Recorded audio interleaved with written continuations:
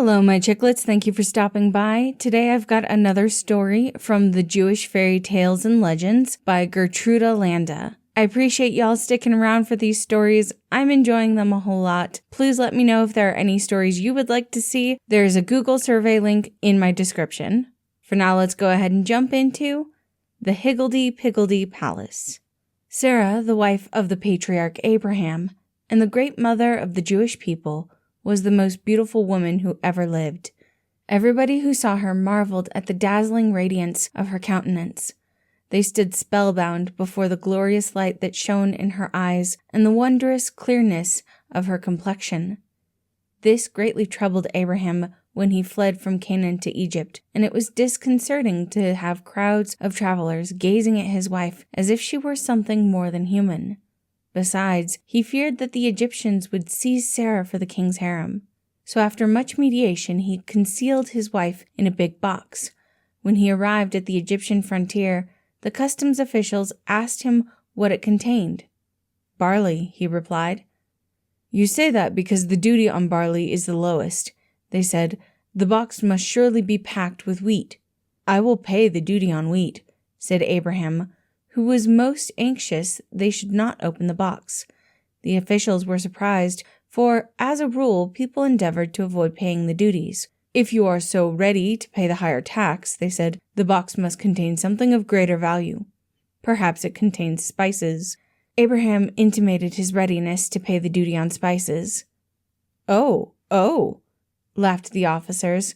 "Here is a strange person ready to pay heavy duties. He must be anxious to conceal something. Gold, perchance?" "I will pay the duty on gold," said Abraham quietly. The officers were now completely bewildered. "Our highest duty," said their chief, "is on precious stones, and since you decline to open the box, we must demand the tax on the costliest gems." "I will pay it," said Abraham simply. The officers could not understand this at all, and after consulting amongst themselves, they decided that the box must be opened. It must contain something highly dangerous, they argued. Abraham protested, but he was arrested by the guards and the box forced open. The officials stepped back in amazement and admiration. "Indeed, a rare jewel," said the chief. It was immediately decided to send Sarah to the king. When Pharaoh beheld her, he was enraptured. She was simply dressed in the garments of a peasant woman, with no adornments and no jewels, and yet the king thought he had never seen a woman so entrancingly beautiful. When he saw Abraham, however, his brow clouded. "Who is this man?" he demanded of Sarah. Fearing that he might be imprisoned, or even put to death if she acknowledged him as her husband, Sarah replied that he was her brother. The Pharaoh felt relieved. He smiled on Abraham and greeted him pleasantly. "Thy sister is exceedingly fair to gaze upon," he said, "and comely of form. She hath bewitched me by her matchless charm. She shall become the favorite of my harem. I will recompense thee well for thy loss of her. Thou shalt be loaded with gifts." Abraham was too wise to betray the anger that surged in his heart. "Courage, my beloved," he whispered to Sarah. "The good God will not forsake us." He made pretense of agreeing to Pharaoh's suggestion, and the chief steward of the king gave him an abundant store of gold and silver and jewels, also sheep and oxen and camels. Abraham was conducted to a beautiful palace where many slaves attended him and bowed before him. For one on whom the monarch had showered favors was a great man in the land of Pharaoh. Left alone, Abraham began to pray most devoutly.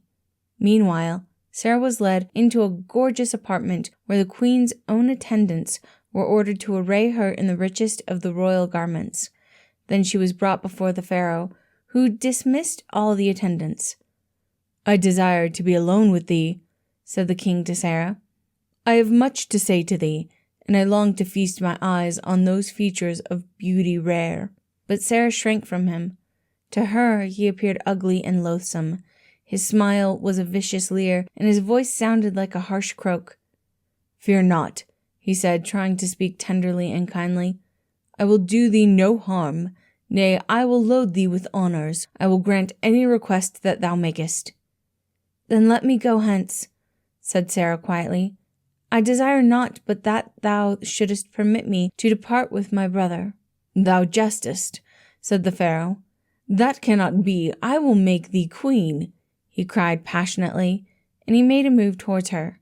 "Stop!" cried Sarah. "If thou approachest one step nearer—" The Pharaoh interrupted with a laugh. To threaten a king was so funny that he could not refrain from a hoarse cackle. But Sarah had become suddenly silent. She was looking not at him but behind him. Pharaoh turned, but observed nothing. He could not see what Sarah saw, a figure, a spirit, clutching a big stick. "Come," said the king, "be not foolish. I cannot be angry with a creature so fair as thou art, but it is not nay, it is not wise to utter threats to one who wears a crown." Sarah made no reply. She was no longer afraid. She knew that her prayers and those of Abraham had been answered, and that no harm would befall her. Pharaoh mistook her silence and advanced toward her. As he did so, however, he felt a tremendous blow on the head. He was stunned for a moment. On recovering himself, he looked all round the room, but could see nothing. Sarah continued to stand motionless. "Strange," muttered the Pharaoh. I thought someone had entered the room." Again he moved toward Sarah, and once more he received a staggering blow, this time on the shoulder. It was only by a great effort of will that he did not cry out in pain. He concluded he must have been seized by some sudden illness, but after a moment he felt better, and bravely tried to smile at Sarah.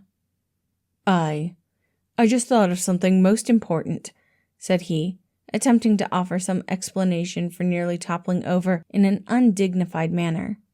He stood nearer to Sarah, and began to raise his hand to touch her. "If thou layest but a finger on me, it will be at thy peril," exclaimed Sarah, her eyes flashing angrily. "Psh!" he cried, losing patience, and he raised his hand. This time the cudgel of the spirit, invisible to the Pharaoh, did not strike him.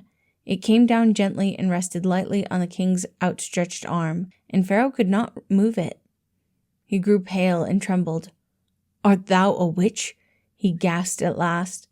Sarah was so angry when she heard this insult that she flashed a signal with her eyes to the spirit, and the latter plied his cudgel lustily against the king's head and shoulders, making the monarch break out in most unkingly howls of pain.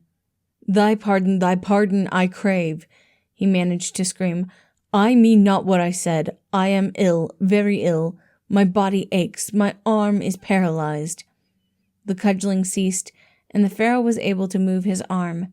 He writhed in agony, for he was bruised all over. He rushed hastily away, saying he would return on the morrow. Sarah found herself locked in, but she was not again disturbed. Pharaoh, however, had further adventures. The spirit was in merry mood and had a night's entertainment at the king's expense. No sooner did the king lie down upon his bed than the spirit tilted it and sent him sprawling on the floor. Whenever Pharaoh tried to lie down, the same thing happened. He went from one room to another, but all efforts at rest were unavailing. Every bed rejected him, every chair and couch did the same, although when he commanded others to lie down, they did so quite comfortably. He tried lying down with one of his attendants, but while the latter was able to remain undisturbed, Pharaoh found himself bodily lifted, stood upon his head, spun around, and then rolled over on the ground. His physicians could provide no remedy.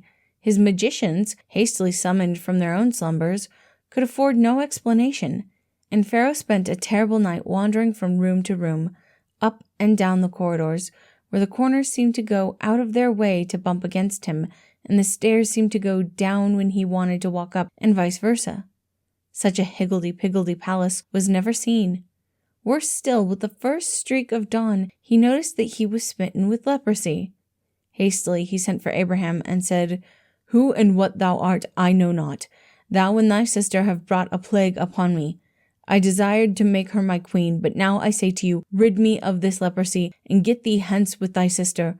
I will bestow riches on ye, but get ye gone and speedily." With the magic jewel which he wore on his breast, Abraham restored Pharaoh to health, and then departed with Sarah. These final words he said to the Pharaoh: "Sarah is not my sister, but my wife. I give thee this warning. Should thy descendants at any time sink to persecute our descendants, then will our God, he the one God of the universe, surely punish the king with plague again. And many years afterwards, as you read in the Bible, the predictions came true. Thank you all for listening. Again, this was The Higgledy Piggledy Palace, a story from the Jewish Fairy Tales and Legends written by Gertrude Landa. I hope you all enjoyed it, and I hope you have a wonderful day.